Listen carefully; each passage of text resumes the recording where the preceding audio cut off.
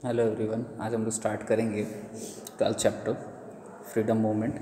इस चैप्टर में हम लोग जानेंगे कि कैसे ब्रिटिश के ख़िलाफ़ जो है अलग अलग रिवॉल्ट हुए, मूवमेंट्स हुए, उन चीज़ों को समझेंगे शॉर्ट में। पूरा सब कुछ एक तरह से पूरे बुक का एक शॉर्ट में दिया हुआ है, यहाँ पर अलग अलग मूवमेंट्स को इसमें दर्शाया हुआ है।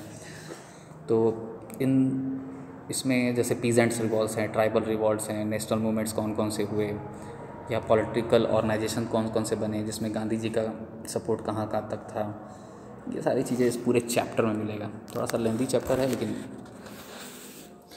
काफ़ी चीज़ें इसमें जानने को मिलेगा। ठीक है, तो जैसा कि प्रीवियस चैप्टर में हम लोग पढ़ चुके हैं या देख भी चुके हैं कि ब्रिटिश जो है वो अपने पावर को एक साथ करके और भारत को नुकसान पहुंचाने का, गंभीर परिणाम देने का कोशिश करता है। जैसे कि मान लीजिए कि इकोनॉमिक रिप्रेशन ले लीजिए, यानी कि फाइनेंशियली कितना हमको रिप्रेस किया गया। उसके बाद से हमारे पॉलिटिकल पावर को किस तरीके से कम किया गया। जैसे पॉलिटिकली हम लोग बहुत पावरफुल थे, अलग अलग मुगल्स थे या दूसरे थे, तो उनको किस तरीके से तोड़ दिया गया और अपना पावर पूरी तरीके से उन्होंने इस्तेमाल किया। यहाँ तक कि हमारे जात को लेकर के भी वर्क उन्होंने किया, आदर न करना, जात को लेकर के दबाना, ये सभी चीज़ें की। हालांकि कुछ ब्रिटिशर्स सही भी थे लेकिन मैक्सिमम जो वर्क किया गया उनके द्वारा वो गड़बड़ था। तो 1857 में जैसा आपको पता ही है, पढ़ चुके हो कि सिपाही मुटिनी हुआ था, जिसको उन्होंने नाम दिया था सिपाही मुटिनी, जबकि फर्स्ट वर्ल्ड वॉर इंडिपेंडेंस था वो, हम लोग मानते हैं जिसको। उसमें रिवॉल्ट को किस तरीके से दबाया गया, अलग अलग तोड़ करके और दबा दिया गया, क्योंकि हमारा ही जो पूरा सिस्टम था, हमारा ही पूरा गड़बड़ था। तो इसमें यही बताया गया है कि अलग अलग कौन कौन से रिवॉल्ट्स हुए थे। ब्रिटिश जो है वो लगातार जो है मीज़र कर रहे थे। किस तरह का मीज़र? तो जो पहले रूल कर चुके थे वो और जो इस समय रूल कर रहे थे वो, दोनों के बीच में एक खाड़ी बना, मतलब एक गैप बना दिए थे लंबा चौड़ा, जिसकी वजह से बहुत सारी दिक्कतें पैदा हो रही थी। तो उसके बाद अब आता है पीजेंट रिवॉल्ट्स। तो आफ्टर 1857 हुआ क्या था? तो a series of revolt against the tyranny of the British rule took place because of frequent famine aggravated by economic hardship. कारण क्या था कि 1857 में के बाद एक मतलब जो रिवॉल्ट हुआ उसमें बहुत भूखमरी पड़ गई, लोगों का उत्पीड़न बढ़ गया।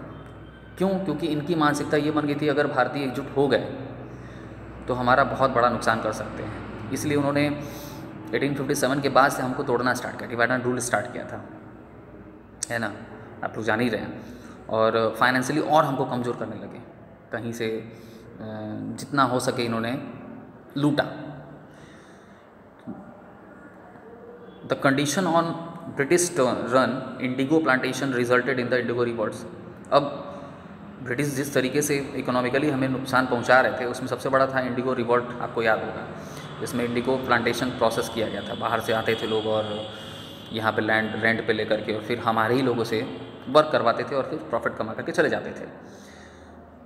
जो चंपारण में हुआ था 1866 और 1868, उसके बाद जैसोर इन 1880 and in the Darbhanga between the 1889 और 1890, इन सब समय में हुआ था। The situation was not better in the tea gardens. जो सिचुएशन थी टी गार्डन्स, यानी कि हमारा जो मेन इकोनॉमी था टी वाला, चाय की पत्ती वाला काम, वो भी एक तरह से लॉस में जा रहा था। उसमें भी अच्छा खासा इन्होंने नुकसान पहुंचाया था, सिचुएशन बहुत ख़राब चल रही थी। इसके साथ साथ वहाबी मूवमेंट्स हुआ। अब वहाबी मूवमेंट क्या होता है? ये सुन्नी होते हैं मुस्लिम्स, इन्होंने भी मूवमेंट चलाया। क्यों चलाया? क्योंकि इनके साथ भी खिलवाड़ हो रहा था, इन्होंने इनको भी बांटने की कोशिश की थी शिया सुन्नी के बीच में, ताकि ये अगर एकजुट हो गए तो फिर हमको ना विरोध कर दे। तो वहाबी मूवमेंट्स में चलाया गया, जो 1882 से लेकर के 1870 तक चला। और मेन जो सेंटर था पटना था, है ना। उसके बाद आता है कूका रिबेलन। कूका रिबेलन क्या है? तो कूका रिबेलन ये सिख लोगों के लिए था, जिसके जो मेन लीडर थे वो गुरु राम सिंह थे, जिन्होंने प्रोटेस्ट किया था ब्रिटिश के खिलाफ। किस तरह का? तो चूँकि ब्रिटिश का 1857 के बाद से ये हिंदू मुस्लिम को बांट रहे थे, जब बांट रहे थे तो उस बांटने के खिलाफ इन्होंने प्रोटेस्ट किया। तो लगातार जो है यह वर्क कर रहे थे, जिनके लीडर थे राम सिंह, गुरु राम सिंह लीडर थे सिख गुरु। इन्होंने कूका रेबेलियन किया कब? 1866 से 1872, और हिंदू मुस्लिम में जो बंटवारा करने की कोशिश की रही थी, जो दुश्मनी बनाई जा रही थी, उसको तोड़ने की कोशिश की। लेकिन 1872 में लास्ट में जाकर के इन्होंने, कौन? ब्रिटिशर्स ने बेरहमी से इस मामले को भी दबा दिया, इनका विरोध भी बंद कर दिया। ये बहुत बड़ा नुकसान था हमारे देश के लिए। उसके बाद देखिए ट्राइबल रिवॉल्ट होता है। देखिए इसमें अलग अलग बता रहा है, सिखों का बता रहा है, पीजेंट्स का बता रहा है, अब आ रहे हैं ट्राइबल्स। तो in order to deprive the British of many of their age old privilege regarding the use of forest resources, the tribal people too revolted against them। क्योंकि ब्रिटिशर्स ने क्या कहा था कि भाई जो आपको स्पेशल तरह का चीज़ें मिल रही हैं, जंगल की चीज़ें आप इस्तेमाल कर करके सर्वाइव कर रहे हैं, वो हम नहीं करने देंगे। तो जब दिक्कतें पैदा होना शुरू हो गई तो ट्राइबल्स ने भी रिवॉल्ट कर दिया, इनके खिलाफ गए। Forest were the private preserve for the tribals, जंगल जो था वो ट्राइबल्स के लिए प्रिजर्व करने की बात कही गई।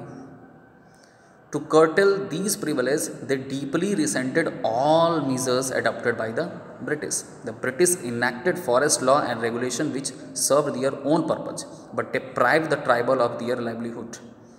Not only that, they were exploited and cheated by British officially, police and money lenders. This left the tribal no alternative but to confront the British। हुआ क्या? हुआ ये कि एक तरफ से तो ये दिखाने की कोशिश कर रहे हैं कि हम ट्राइबल्स को दे देंगे, लेकिन दूसरी तरीके से मनी लेंडर और दूसरों की मदद से इनको दबाने की कोशिश की गई कि तुम जंगल छोड़ के चले जाओ, ये एरिया छोड़ के चले जाओ, ये सारी संपत्ति गवर्नमेंट की है।